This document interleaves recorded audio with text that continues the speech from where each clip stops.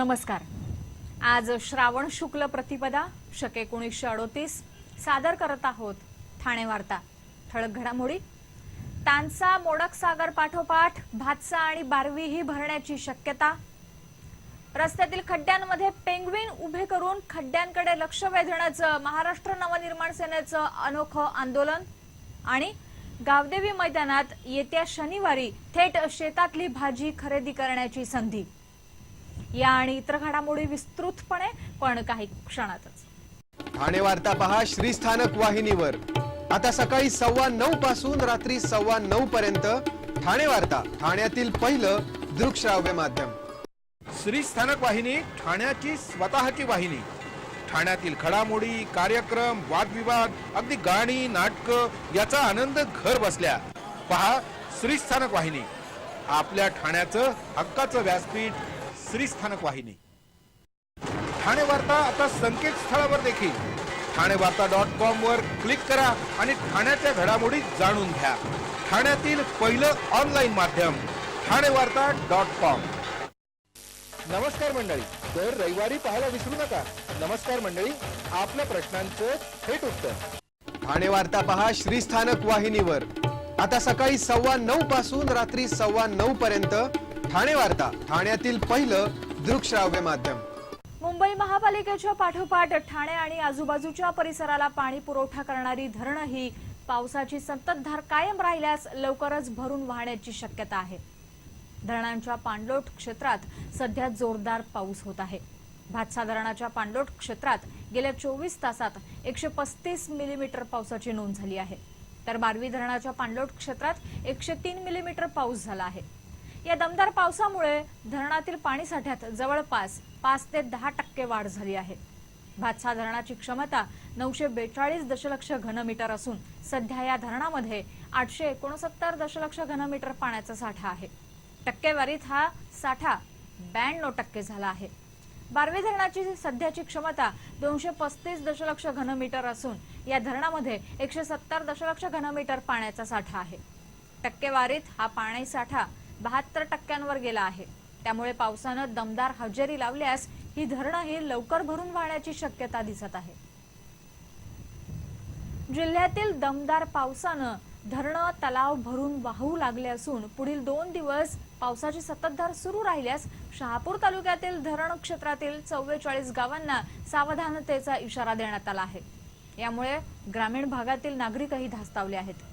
मुंबई महापालिकेच्या मालकीची मोडक सागर आणि तानसा धरणं भरली आहेत। इतर धरणंही लवकरच भरण्याची शक्यता आहे। या पार्श्वभूमीवर बृहन्मुंबई महापालिकेनं दक्षता म्हणून शहापूर तालुक्यातील 44 गावांना सावधगिरीची सूचना दिली आहे। जलसंपदा विभागाच्या मालकीचा भातसा हा मोठा प्रकल्प असून धरण पूर्ण भरलं तरी पुरासारखी परिस्थिती उद्भवणार नाही। तर जलसंपदा विभागाकडे 11 लघु पाटबंधारे तलाव पूर्ण क्षमतेनं भरले असल्यानं या तलावांच्या सांडव्यावरून वाहणारं पाणी आजूबाजूच्या शेतीत पसरतं। मात्र हा विसर्ग खूपच कमी क्षमतेचा असल्यानं त्यापासून कुठलाही धोका नाही। ठाणे जिल्ह्यातील मुसळधार पावसाच्या पार्श्वभूमीवर धरणं पाण्यानं भरत असली तरी पुरासारखा धोका नाही असं जलसंपदा विभागानं स्पष्ट केलं आहे। त्यामुळे कुणीही अफवा पसरवू नये असं आवाहन जिल्हाधिकारी महेंद्र कल्याणकर यांनी केलं आहे। शेतातील भाजी ठाणेकरांसाठी या अनोख्या उपक्रमांतर्गत आमदार संजय केळकर यांच्या पुढाकारानं ठाण्यातील गावदेवी मैदानात 6 ऑगस्ट रोजी आठवडा बाजार भरणार आहे। नाशिक, पालघर, मुरबाड या भागातून शेतकरी थेट ठाण्यात दाखल होणार असून तब्बल 27 प्रकारच्या भाज्या थेट शेतकऱ्यांकडून विक्रीसाठी येणार आहेत। तसंच कांदाही विक्रीसाठी ठेवण्यात येणार असल्याची माहिती आमदार संजय केळकर यांनी दिली। हा केवळ बाजार नसून एक चळवळ असून शेतकऱ्याला याचा फायदा झाला पाहिजे अशी भूमिका आहे। या शेतकरी बाजारात कुणीही दलाल वा बाहेरील माणूस हस्तक्षेप करणार नसल्याचं संजय केळकर यांनी सांगितलं। या कार्यक्रमाचं उद्घाटन कृषी राज्यमंत्री सदाभाऊ खोत यांच्या हस्ते होणार आहे। शहरातील रस्त्यांची दुरावस्था प्रशासनासमोर आणण्यासाठी महाराष्ट्र नवनिर्माण सेनेतर्फे रस्त्यातील खड्ड्यांवर प्रतिकात्मक पेंग्विन सोडून अनोखं आंदोलन करण्यात आलं। ठाण्यातील रस्त्यांवर अनेक ठिकाणी खड्डे पडले असून महत्त्वाच्या रस्त्यांची दुर्दशा झाली आहे। रस्त्यांवर पडलेल्या खड्ड्यांमुळे अपघाताचं प्रमाणही वाढलं असून या वाढत्या अपघातांना भ्रष्ट सत्ताधारी आणि प्रशासन जबाबदार असल्याचं महाराष्ट्र नवनिर्माण सेनेचं म्हणणं आहे। शहरातील रस्त्यांच्या झालेल्या या दुर्दशेकडे लक्ष वेधण्यासाठी आणि रस्ते घोटाळ्यांचा निषेध करण्याकरता महाराष्ट्र नवनिर्माण सेनेतर्फे माझीवडा इथे खड्ड्यांमध्ये पेंग्विन उभे करून अनोखं आंदोलन करण्यात आलं। मुंबईमध्ये 25 कोटी रुपये खर्चून पेंग्विन पक्षी आणण्यात आले।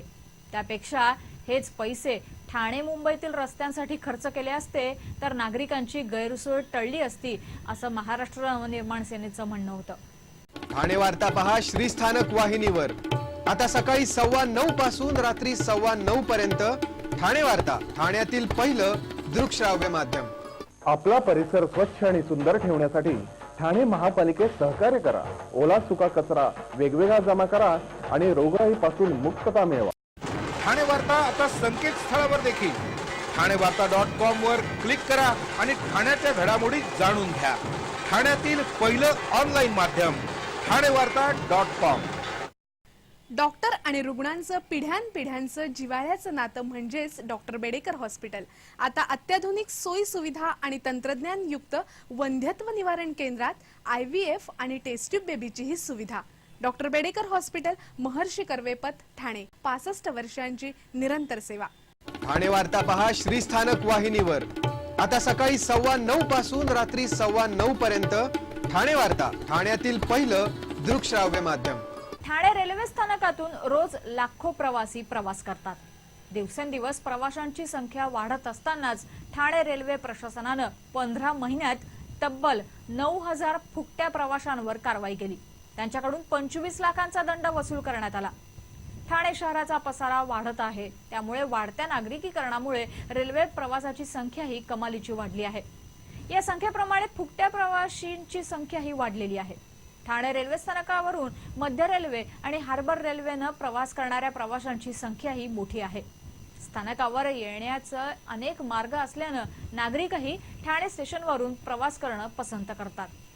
ठाणे रेल्वे स्टेशनवरून फुकट प्रवास करणाऱ्या तब्बल 5,000 प्रवाशांना 5 महिन्यात पकडण्यात आलं। हे सर्व प्रवासी स्थानक क्रमांक 2, 9 आणि 10 नंबर फलाटावरून पकडण्यात आले आहेत। दरवर्षी देण्यात येणाऱ्या राज्य आदर्श पुरस्कारासाठी यावर्षी महाराष्ट्र प्राथमिक शिक्षण परिषदेच्या वतीनं ऑनलाईन पद्धतीनं प्रस्ताव मागवण्यात आले असून शिक्षकांनी सन 2015-2016च्या राज्य आदर्श पुरस्कारासाठी महाराष्ट्र प्राथमिक शिक्षक परिषदेच्या संकेतस्थळावर अर्ज पाठवण्याचं आवाहन करण्यात आलं आहे। निकषानुसार पात्र होणाऱ्या शिक्षकांची गुणानुक्रमे निवड समितीमार्फत करण्यात येणार आहे। त्यानुसार जिल्ह्यातून आणि महापालिकेतून प्रथम आणि द्वितीय क्रमांकासाठी निवड होणाऱ्या शिक्षकास मुलाखतीस पाचारण करून त्यानंतर योग्य शिक्षकाची राज्य आदर्श शिक्षक पुरस्कारासाठी निवड करण्यात येणार आहे। तरी शिक्षकांनी आपले प्रस्ताव ऑनलाईन पाठवावेत असं आवाहन महापालिकेच्या वतीनं करण्यात आलं आहे। दरवर्षीप्रमाणे यावर्षीही ठाणे महानगरपालिकेच्या वतीनं सार्वजनिक गणेशोत्सव आरास स्पर्धेचं आयोजन करण्यात आलं असून या स्पर्धेमध्ये जास्तीत जास्त सार्वजनिक गणेशोत्सव मंडळांनी सहभाग घ्यावा असं आवाहन महापौर संजय मोरे यांनी केलं आहे।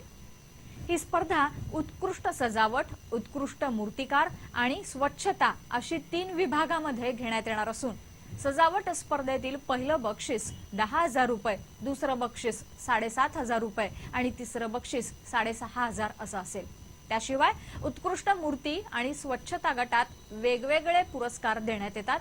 त्याचप्रमाणे परिसर स्वच्छता, मतदार नोंदणी आणि मतदान जनजागृतीवर आधारित देखाव्यांना विशेष प्राधान्य देण्यात येणार आहे। या स्पर्धेसाठी 31 ऑगस्ट पर्यंत अर्ज स्वीकारले जाणार आहेत। ठाणे शहरात श्वानांची संख्या 55,000च्या आसपास पोहोचली असून यात 3,700 पाळीव कुत्रे असून उर्वरित तब्बल 50,000हून अधिक भटके कुत्रे असल्याची माहिती पालिकेने दिली आहे। या भटक्या कुत्र्यांपैकी सुमारे 5,000 कुत्र्यांची नसबंदी करणं शिल्लक असून गेल्या 25 वर्षात भटक्या कुत्र्यांनी चावा घेतलेल्या एकाही व्यक्तीचा मृत्यू झाला नसल्याचा दावा पालिकेच्या आरोग्य विभागाकडून केला जात आहे। भटक्या कुत्र्यांनी चावा घेतल्याच्या घटना ठाण्यात अनेकदा घडल्या आहेत। मुंब्र्यात आणि महागिरी परिसरात 2 जणांवर भटक्या कुत्र्यांनी हल्ला चढवल्यानं भटक्या कुत्र्यांचा प्रश्न ऐरणीवर आला होता. ठाणेकरांमध्ये या विरोधात असंतोष वाढल्यानं प्रशासनानं शहरातील भटक्या कुत्र्यांचं निर्बीजीकरण करण्याचे आदेश दिले होते. त्यानुसार 2015-2016 या आर्थिक वर्षात यासाठी 50 लाखांचा निधी ठेवण्यात आला होता. हे काम दिलेल्या ठेकेदाराचा ठेका संपुष्टात आल्यानं निर्बीजीकरणाचं काम सध्या महापालिकेचे कर्मचारी करत असल्याचं सांगितलं जातं. यावर्षीपासून पाळीव कुत्र्यांसाठी परवाना फी मध्ये 4पट वाढ झाली असून आता 400 रुपये शुल्क आकारण्यात येतं. यापूर्वीच्या ठेकेदाराने जवळपास 45,000 कुत्र्यांची नसबंदी केली असून मुंब्रा विभागातील 5,000 कुत्र्यांची नसबंदी शिल्लक असल्याचा दावा पालिकेकडून केला जात आहे.